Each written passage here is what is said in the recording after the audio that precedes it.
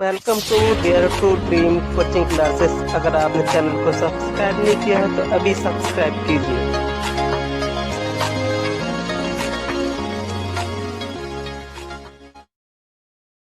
आज हम पढ़ेंगे क्रिस्टल जालक और एकक कोशिका, crystal lattice and unit cell.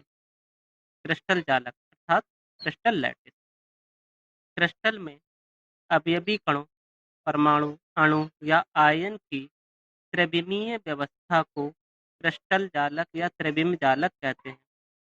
किसी भी क्रिस्टल में जो अणु, परमाणु या आयन है वो त्रिविमीय व्यवस्था यानी त्रिविमीय व्यवस्था अर्थात 3D यानी 3 डायमेंशनल में उनकी जो व्यवस्था होती है उसी को हम क्रिस्टल जालक या त्रिविम जालक कहते हैं।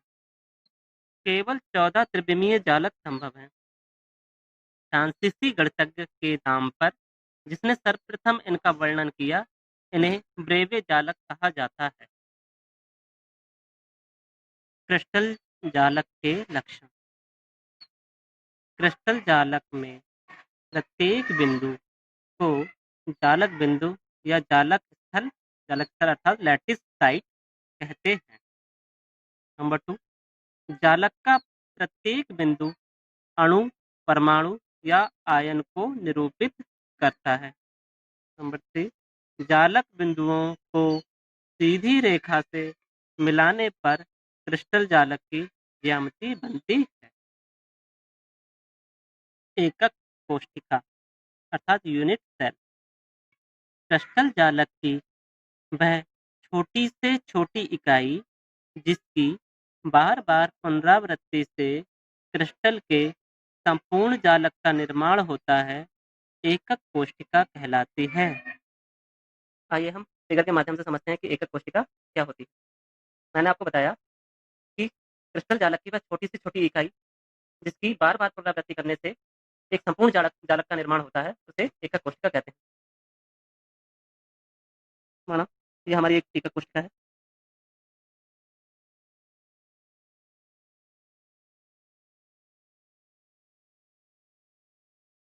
ये एक एकक कोशिका है, इसकी हम पुनरावृत्ति करते हैं।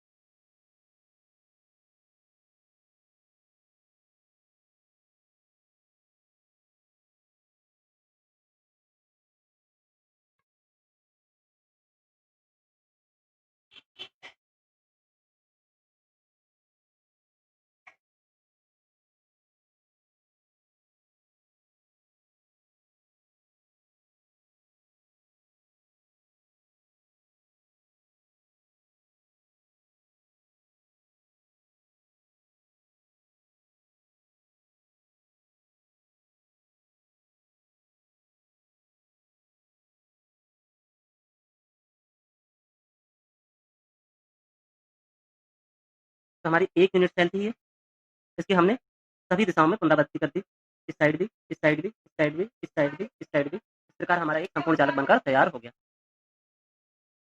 एकक कोशिका के parameter. Parameter of unit cell. Number 1, अक्षीय दूरी। इसे ए, बी, सी से व्यक्त करते हैं। एकक कोशिका की जो लंबाई, चौड़ाई और ऊंचाई होती है उसको हम ए, बी और सी से व्यक्त करते हैं। नंबर 2, अक्षीय कोण। अक्षों के मध्य बने कोण को अक्षीय कोण कहते हैं। इन्हें अल्फा, बीटा, गामा से व्यक्त करते हैं। आइए हम फिगर के माध्यम से समझते हैं। ये हमारी एक यूनिट सेल है। इसका एक अक्षीय है, एक ये है और एक ये है। इनके अक्षों को हम ए, बी और सी से व्यक्त करते हैं। और इन अक्षों के मध्य जो कोण बनते हैं उनको हम अल्फा, बीटा, गामा से दिखाते हैं। तो इन दोनों अक्षों के बीच जो एंगल बनना है इसे अल्फा से प्रदर्शित करा है। इन दोनों अक्षों के बीच जो एंगल बना है उसे हमने बीटा से प्रदर्शित किया है। और इन दोनों अक्षों के बीच जो एंगल बना है उसे हमने गामा से व्यक्त किया। एकक कोशिका के प्रकार। Types of unit cell. एकक कोशिका को विस्तृत रूप से 2 भागों में बाँटा जा सकता है। नंबर 1, आद्य एकक कोशिका। नंबर 2, केंद्रित एकक कोशिका। नंबर 1, आद्य एकक कोशिका। Primitive unit cell. जब अवयवी कण एकक कोशिका के केवल कोनों पर उपस्थित हों, तो उसे आद्य एकक कोशिका कहते हैं। ये हमारी एक आद्य एकक कोशिका है। ये हमारा एक क्यूब है। क्यूब के 8 कोने होते हैं। 1, 2, 3, 4, 5, 6, 7, 8। घन के 8 कोनों पर अगर अवयवी कण उपस्थित है, तो उसे हम आद्य एकक कोशिका। यह यूनिट सेल एक परमाणु की बनी होती है। अब परमाणु का कैलकुलेशन कैसे करते हैं हम? किसी भी एकक कोशिका में परमाणुओं की गणना करने के लिए हमें कुछ चीज़ें समझनी होंगी। नंबर 1, यदि अवयवी कण घन के कोनों पर उपस्थित है, तो एकक कोशिका में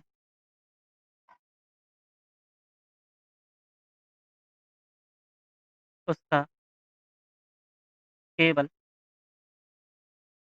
1/8 भाग सम्मिलित होता है।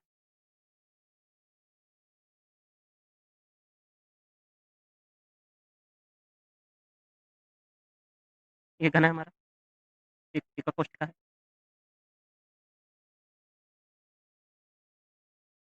इसके 8 कोने होते हैं। 1, 2, 3, 4, 5, 6, 7, 8। अगर अवयवी कण घन के कोनों पर स्थित है,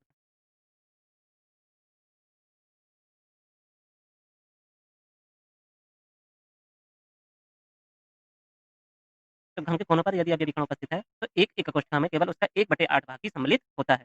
क्योंकि इसके आस-पास हम और एकक कोशिकाएँ रखेंगे, तो 4 एकक कोशिकाएँ इसी परत पे और 4 एकक कोशिकाएँ इसकी ऊपरी परत पे आती हैं। तो इसके एक अवयवी कण 8 एकक कोशिकाओं से सम्मिलित रहता है। तो एक एकक कोशिका में केवल 1/8 भाग ही सम्मिलित हो पाता है। दूसरी चीज़ ये हमें याद रखनी है, कि यदि अवयवी कण घन के फलक पर स्थित है, तो उसका 1/2 भाग ही एकक कोशिका में सम्मिलित होता है।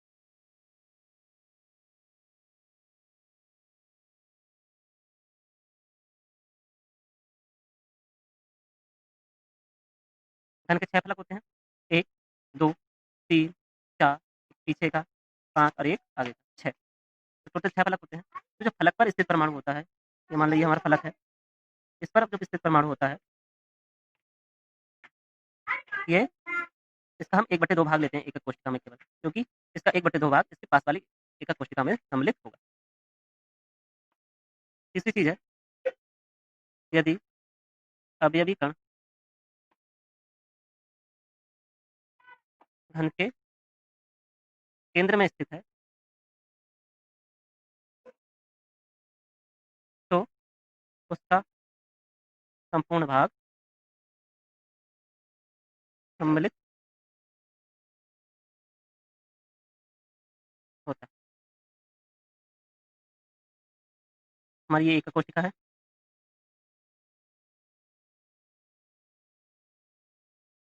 यदि इसके बीच में, इसके अंदर अगर अवयवी कण है, तो इसका हम पूरा संपूर्ण भाग इस एकक कोशिका में सम्मिलित करेंगे। अभी हमने कुछ चीज़ें समझी कि परमाणुओं की गणना अगर हमें करनी है किसी एकक कोशिका में, तो अगर कोनों पर स्थित है अगर अवयवी कण, तो उसका केवल हम 1/8 भाग ही सम्मिलित करेंगे।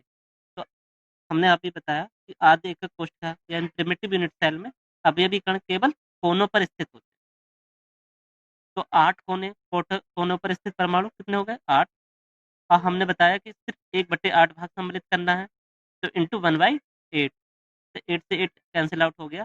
कितने परमाणु है इस एकक कोशिका में? 1।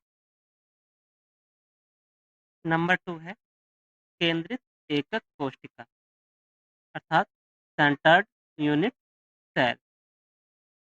जब एकक कोशिका में एक अथवा अधिक अवयवी कण कोनों के अतिरिक्त अन्य स्थितियों पर भी उपस्थित होते हैं तो उसे केंद्रित एकक कोशिका कहते हैं। अगर अवयवी कण कोनों के अतिरिक्त अन्य स्थानों पर भी उपस्थित है तो हमें उसे सेंटर्ड यूनिट सेल बोलेंगे। यह 3 प्रकार की होती है। नंबर 1 अंतः केंद्रित एकक कोशिका, नंबर 2 फलक केंद्रित एकक कोशिका, नंबर 3 अंत्य केंद्रित एकक कोशिका। केंद्रित एकक कोशिका में सबसे पहले है हमारी अंतः केंद्रित एकक कोशिका, बॉडी सेंटर्ड यूनिट सेल। वह एकक कोशिका जिसमें कोनों के अतिरिक्त एक अवयवी कण केंद्र पर भी स्थित होता है, अंतः केंद्रित एकक कोशिका कहलाती है। बॉडी सेंटर्ड यूनिट सेल को हम बीसीसी भी कहते हैं, शॉर्ट फॉर्म में बीसीसी बोलते हैं इसको। इसमें जो अवयवी कण होगा कोनों पर तो उपस्थित होंगे ही, क्योंकि 8 कोने होते हैं घन के, और एक अवयवी कण घन के केंद्र में स्थित होगा। यह यूनिट सेल 2 परमाणुओं की बनी होती है। तो परमाणुओं की गणना कैसे करेंगे? हमने अभी बताया कि यदि कोनों पर उपस्थित होते हैं अवयवी कण तो उसका केवल 1/8 भाग ही एक एकक कोशिकाओं में काउंट होता है। तो इसके 8 कोने हैं, 8 इंटू 1/8, 8 से 8 कैंसिल आउट हो जाएगा तो एक परमाणु, और एक इसकी बॉडी के अंदर है, तो बॉडी के केंद्र में है तो उसका हम पूरा परमाणु काउंट होता है 1 इंटू 1। तो एक परमाणु तो 8 कोनों के कारण हो गया और एक परमाणु इसकी बॉडी के बीच में हो गया, तो टोटल 2 परमाणु केंद्रित एकक कोशिका में पाए जाते हैं। नंबर 2 है फलक केंद्रित एकक कोशिका, फेस सेंटर्ड यूनिट सेल, इसे हम शॉर्ट फॉर्म में एफसीसी भी बोलते हैं। ऐसी एकक कोशिका में अवयवी कण उसके कोनों के साथ-साथ प्रत्येक फलक के केंद्र पर भी स्थित होता है। यह यूनिट सेल 4 परमाणुओं की बनी होती है। तो हमने बताया था अभी परमाणुओं की कुल गणना करने के लिए कोनों पर उपस्थित परमाणुओं का कितना लेते हैं 1/8 भाग, और फलक पर स्थित परमाणुओं का कितना लेते हैं 1/2 भाग।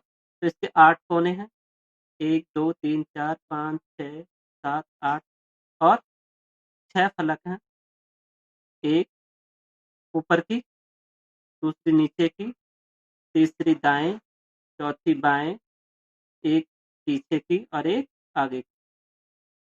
तो कुल परमाणुओं की संख्या गणना करने के लिए कोनों पर स्थित परमाणु कितने हैं 8, उसका 1/8 भाग लेंगे, 8 इंटू 1/8। फलक पर केंद्रित परमाणु कितने हैं 6 परमाणु हैं, 1 2 3 4 5 6, उनका 1/2 भाग लेंगे।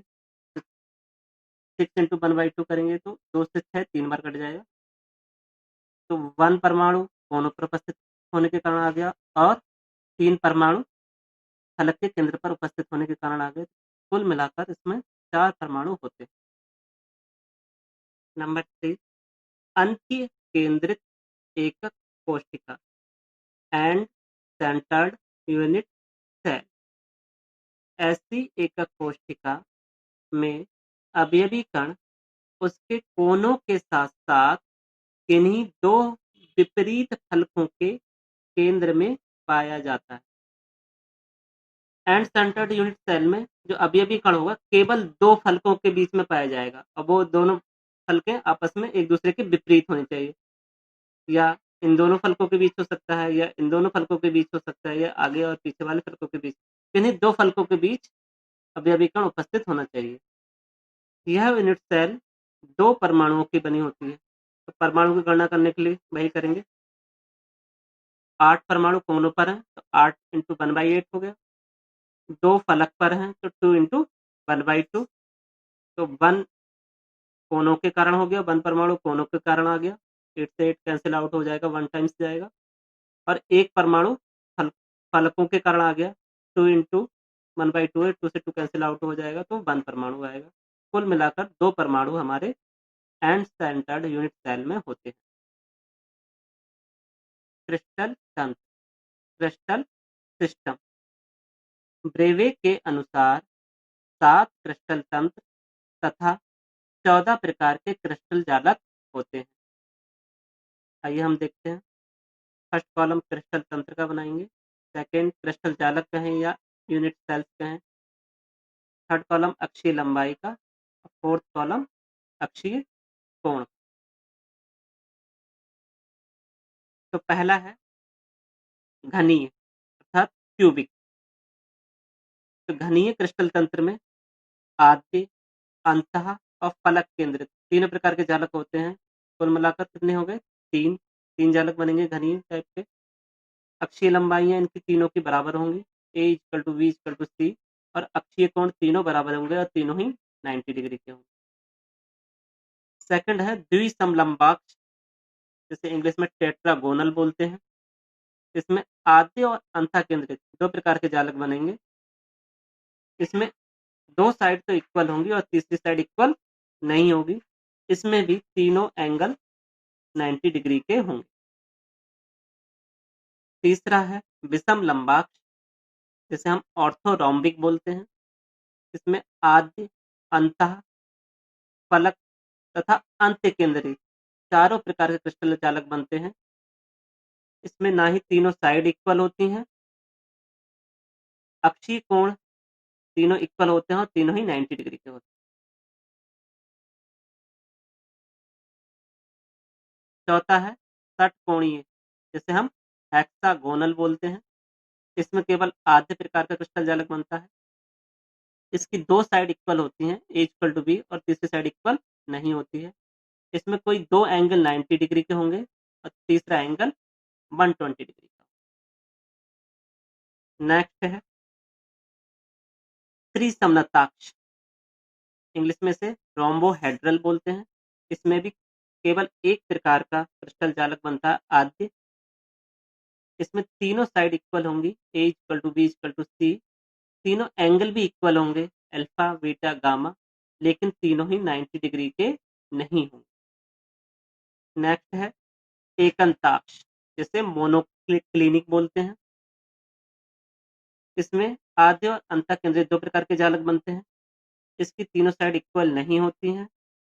दो एंगल 90 डिग्री के होंगे और तीसरा एंगल 90 डिग्री का नहीं होगा।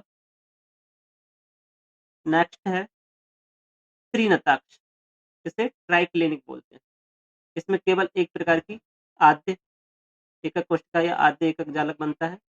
इसकी तीनों साइड इक्वल नहीं होती हैं, ना ही तीनों एंगल इक्वल होते हैं और ना ही 90 डिग्री के बराबर होते हैं। क्रिस्टल तंत्र और क्रिस्टल जालकों की संख्या याद करने के लिए हम एक ट्रिक बना सकते हैं। इन क्रिस्टल तंत्र के सभी के हम फर्स्ट लेटर लेके एक ट्रिक बनाते हैं। फूटो एच को RMT से, क्यू से क्यूबिक हो गया, टी से टेट्रागोनल, ओ से ऑर्थोरोम्बिक, एच से हेक्सागोनल, आर से रोम्बोहेड्रल, एम से मोनोक्लिनिक और टी से ट्राइक्लिनिक। ये हमारे क्रिस्टल तंत्र याद हो गए। तो हमें क्रिस्टल जालक को भी संख्या याद करनी है, तो उसके लिए कोड बना सकते हो 324 11 21। तो क्यूबिक में कितने होते हैं? 3 क्रिस्टल जालक, टेट्राहेड्रल में 2, ऑर्थोरोम्बिक में 4, हेक्सागोनल में 1, रोम्बोहेड्रल में 1, मोनोक्लिनिक में 2 और ट्राइक्लिनिक में